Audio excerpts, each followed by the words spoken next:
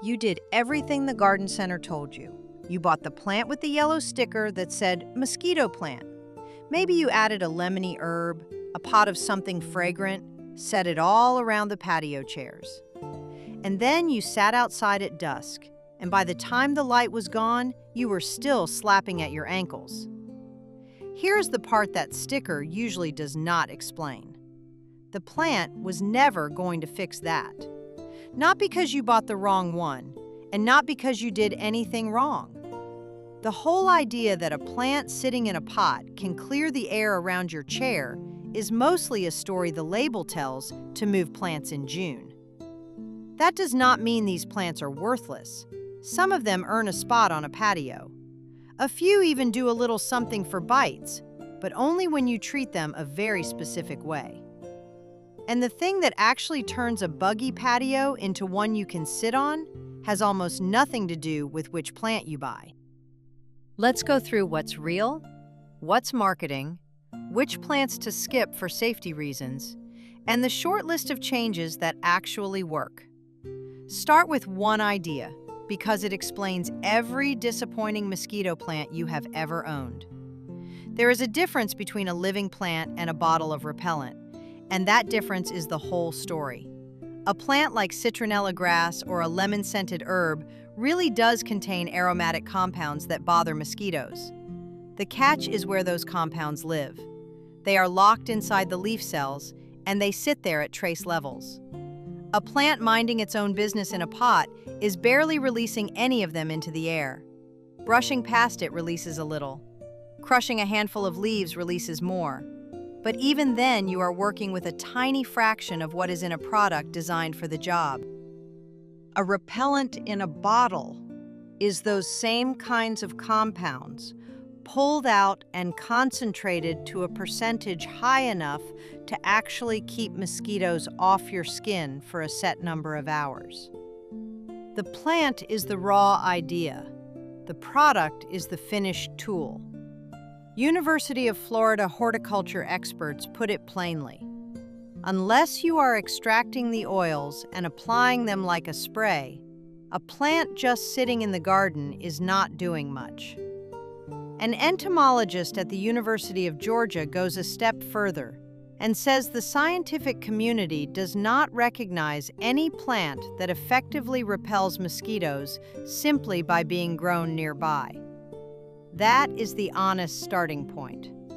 So let's sort the garden center shelf by what each plant can actually do. The plant on that yellow sticker is almost always a scented geranium sold as a mosquito plant, Citrosa or Pelargonium citrosum. It was bred to smell like citronella when you rub a leaf, and it does. That smell is exactly why people buy it, and exactly why they assume it works. Here's the confusion the name creates. Real citronella, the kind in candles and sprays, comes from a couple of tropical grasses in the Cymbopogon family. Their oil is something like 10 to 20% citronellol, the active scented compound. The Citrosa geranium contains less than 1/10 of 1%. It smells the part, it does not carry the dose. When researchers actually tested the Citrosa geranium in outdoor conditions, including a well-known study out of the University of Guelph, the plant did not protect people from bites. It performed about the same as an ordinary scented geranium with no mosquito claim at all. And while we are clearing the table, the matching citronella candle is in the same boat. The amount of oil burning off a typical candle is small, and it does not do much better than a plain candle. None of that makes the plant a bad buy. The flowers are pretty, the foliage smells wonderful when you brush it, and a few of them on a railing look great. Just buy it for the scent and the look. Do not buy it for the sticker. If the sticker is the only reason it is in your cart, put it back. You might be thinking you will just buy the real thing instead, the true citronella grass. That is a different plant, an actual tropical grass in the Cymbopogon family, and it is the genuine source of citronella oil. It grows into a big 5 to 6 foot clump. It is tender to frost, and in most of the country, it lives one summer as an annual. Here is the trap.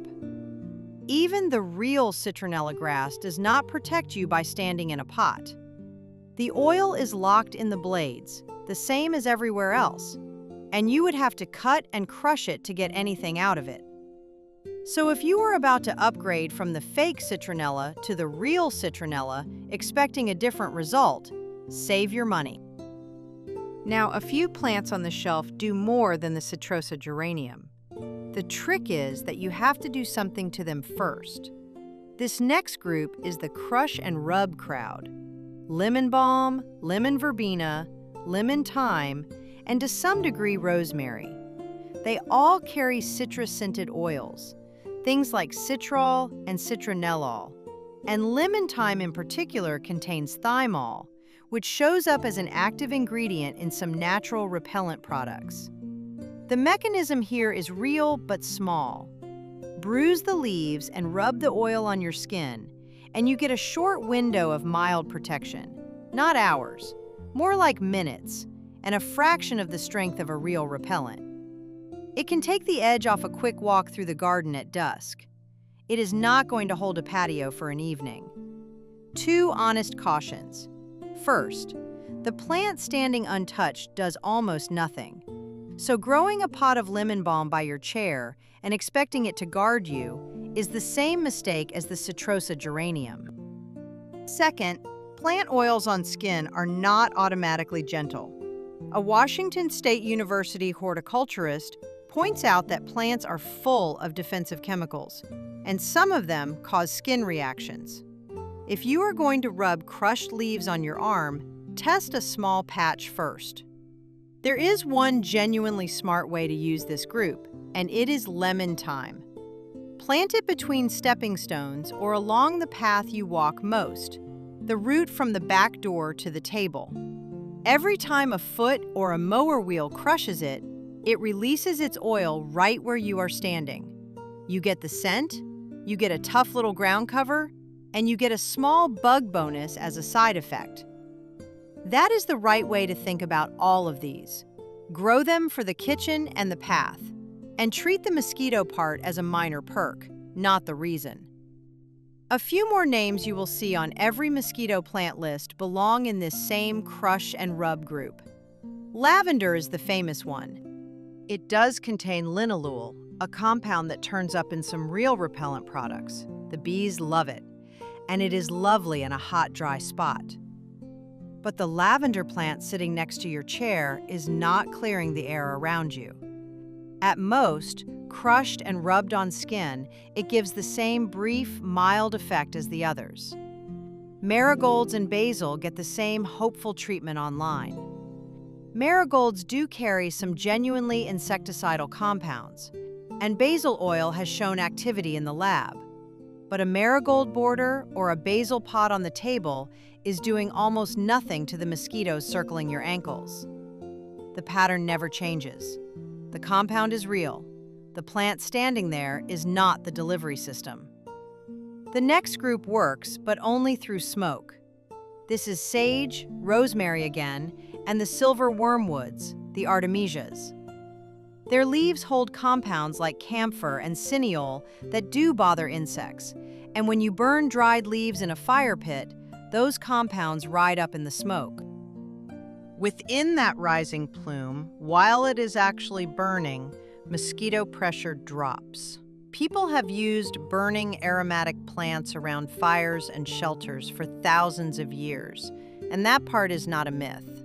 But be clear about what is doing the work. It is the smoke, and only the smoke, and only where the smoke is. The same sage plant sitting in your herb bed, not on fire, is doing essentially nothing for mosquitoes. Step out of the plume and the effect is gone. And smoke has its own downsides. It irritates eyes and lungs. It is not something to lean on if anyone nearby has asthma, and an open flame near dry foliage is its own risk. Treat it as a fire pit nicety on a still evening, not a plan. The better reason to grow these plants is everything else they offer. Sage and rosemary are excellent in the kitchen. The silver artemisias, like the variety sold as Powys Castle, are genuinely useful in a hot, dry, sunny bed, and they happen to be plants that deer and rabbits tend to leave alone. That is a real job. Mosquito control for an artemisia sitting in your border is not. Now, the two plants with the most actual science behind them, which is also where the internet tends to oversell. The first is catnip, Nepeta cataria, the true catnip, not the tidy ornamental catmint in most flower beds.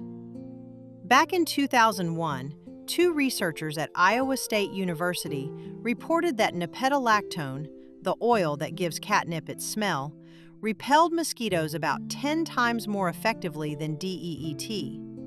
That headline went everywhere, and it is real, peer-reviewed work. Here is the fine print that rarely travels with it. That result came from concentrated catnip oil in a controlled setup, not from a plant sitting on your deck. EPA does list catnip oil among registered skin-applied repellent ingredients, but that is exactly the point. The tested product is a formulated repellent, not a loose pot of catnip by the patio chair. And because the compound is volatile, the effect is not something you should treat like an all-evening shield. Coming from a plant does not automatically make a repellent safe, long-lasting, or strong enough for disease risk situations. So catnip is a real repellent compound, trapped in a plant that you would still have to crush and rub on yourself for a brief effect. Worth knowing, not a force field. And fair warning, true catnip self-sows everywhere, and the neighborhood cats will find it. The second is mountain mint, Pycnanthemum muticum, a native you almost never see at a big box garden center, which is a shame. Its leaves smell sharply minty when crushed, and people do rub them on their skin the same way as the others. But the honest reason to plant mountain mint is not bite protection. In a 3-year Penn State trial of dozens of native perennials, mountain mint drew the most pollinators and the widest variety of pollinators of anything they tested. It is a magnet for bees and butterflies. Deer tend to leave it alone, and it is tough. One catch? It spreads by shallow runners, so give it a bed it can own, or sink it in a buried pot to keep it in bounds. I want to be straight about something here, because a lot of mosquito plant videos crown one plant as the winner that supposedly clears the air just by growing. And bee balm often gets that crown. The chemistry in these mint family plants is real, but the evidence does not support any plant clearing the space around your chair simply by standing there. Plant catnip and mountain mint because they are interesting and good for the garden. Crush a sprig if you like before you sit down, and keep your expectations honest. Two plants come up constantly on mosquito lists, and both deserve a hard pause, because the garden center sticker never mentions the part that matters. The first is Pennyroyal, a low mint family ground cover with a strong scent and a real reputation as a repellent. It also contains pulegone, a compound that is toxic to the liver. Veterinary toxicology sources are clear that Pennyroyal can cause severe liver damage in dogs and cats. And cats are especially vulnerable because they cannot break these oils down well. The danger is not only from eating it, skin contact and grooming can be enough. The concentrated oil is dangerous to people too, and it should be avoided completely by anyone who is pregnant. If you have pets, young children, or anyone who gardens barefoot in the herb bed, Pennyroyal is not a patio plant. Skip it. The second is tansy, Tanacidum vulgare, the one with the flat yellow button flowers and the fern-like leaves. It contains thujone, which is toxic to livestock and to people in any real quantity. And it can irritate skin on contact. On top of that, tansy is listed as an invasive or noxious weed in a long list of states, including Minnesota, Wisconsin, Colorado, Montana, Oregon, and Washington.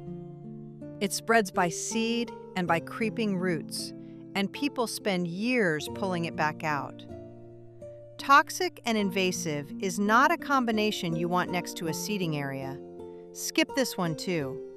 If you want a mint family aromatic that earns its keep, that is exactly where mountain mint belongs instead. This is the kind of warning that should be on the sticker and almost never is. If you have ever brought home a plant and only later found out it was toxic to a pet or banned in your state, tell me in the comments which plant it was and where you garden, because the answer to a lot of these questions changes by region. And if you would rather get the safety caveats up front instead of finding out the hard way, subscribe. Leading with that kind of thing is what this channel tries to do. So if plants are mostly the wrong tool, what is the right one? This is the part the garden center never gets around to, and it is the part that actually changes your evening. It helps to know what a mosquito is actually tracking when it finds you. The females, the ones that bite, follow the carbon dioxide you breathe out, your body heat, and the scent of your skin. They are not really homing in on the smell of your plants at all. Once you know that, the moves that work start to make sense. Because each one either removes the mosquitoes before they ever hatch, or scrambles the signals they use to find you. Mosquito control on a patio comes down to a handful of unglamorous moves, and the first one matters more than every plant on this list combined. Get rid of standing water. Many of the mosquitoes that bother you around a patio are hatching much closer than people think, often in small containers and wet spots around the home. Some mosquito species can travel farther, but the water on your own property is still the first place to control because it is the part you can actually fix. A bottle cap's worth is enough. And the timing is the reason the weekly part matters. In summer warmth, a mosquito can go from an egg laid in still water to a biting adult in only about a week to 10 days. So emptying everything once a week breaks the cycle before the next batch can take wing. Once a week, walk the yard and empty, scrub, flip over, or cover anything holding water. The usual suspects are the saucers and trays under your pots, which is a little ironic given that your mosquito plants are often the ones breeding them. Then the buckets, the kids' toys, bird baths, tarps over the grill or the boat, clogged gutters, and rain barrels. For water you cannot dump, like a rain barrel, use a mosquito dunk or larvicide labeled for that use, and follow the label. These products target larvae before they become biting adults. For a low spot in the yard that keeps holding water, the better long-term fix is drainage, grading, or filling the depression so it stops acting like a nursery. This one habit, done every week, does more than any plant you could buy. The second move is air. Mosquitoes are weak flyers, moving at barely a mile or two an hour, and a basic fan blows hard enough to overpower them and to scatter the trail of carbon dioxide they use to find you. The American Mosquito Control Association points to a fan on the deck as a legitimate tactic, and at least one study in a medical entomology journal found that moving air and DEET were the two most effective ways to cut bites in a yard. A pedestal fan, or a ceiling fan over the seating area, is one of the cheapest upgrades you can make. Third, control where the mosquitoes can reach you. A screened porch is the gold standard. Short of that, keep your seating away from dense, damp planting and the shade where they rest during the day. At dusk, loose long sleeves help, and clothing treated with permethrin, which goes on fabric and never on skin, adds another layer. And when you actually need to be protected, use a repellent that has been proven to work. Public health agencies point to EPA-registered repellents, the ones with DEET, picaridin, IR3535, or oil of lemon eucalyptus and its refined form, PMD. The registration is the point. It means the product was tested for both safety and effectiveness. A couple of practical notes. The oil of lemon eucalyptus and PMD products are not for children under 3, and the registered repellents are considered safe even during pregnancy and breastfeeding when used as directed. One more myth to retire. A yellow bug light attracts fewer mosquitoes than a bright white one, but it does not repel anything. And none of this, plants included, is protection against mosquito-borne illness. So if disease pressure is high where you live, follow your local health department's guidance. 2 more things people spend money on are worth a skeptical look. Bug zappers feel satisfying, but study after study finds they kill mostly harmless and even beneficial insects while catching very few of the mosquitoes that actually bite you. And the professional yard sprays that fog your shrubs can knock down adult mosquitoes for a little while, but the effect fades. They can hit pollinators in the process, and they do nothing about the water those mosquitoes are still hatching from. The durable fix is always the boring one. Drain the water, move the air. Put it together and the plan is simple, and it barely involves shopping. Walk the yard and kill the standing water first. Point a fan at wherever you actually sit. Pull your chairs out of the damp, shady corners. Screen the porch if you can. Keep a registered repellent by the back door for the evenings you need it. Do those 5 things and you will notice the difference long before any plant could have made one. And then plant the plants anyway, for the right reasons. Put the scented geranium on the railing because it smells good when you brush past. Tuck lemon thyme between the stepping stones so the path releases its scent under your feet. Grow mountain mint for the bees and the butterflies. Keep rosemary and sage by the kitchen door. Crush a sprig of catnip or lemon verbena between your fingers before you sit down if you enjoy the ritual. Just buy them because you like them, not because a sticker promised you a bug-free yard it was never going to deliver. The garden center is happy to sell you a plant and let you believe it is a shield. The lab data, the extension offices, and the public health agencies all tell the same, quieter story. The plant is a nice extra, and the plan is what works. If this saved you a wasted trip to the nursery, or one more summer of slapping at your ankles, subscribe. And go dump the water out of your plant saucers before tonight.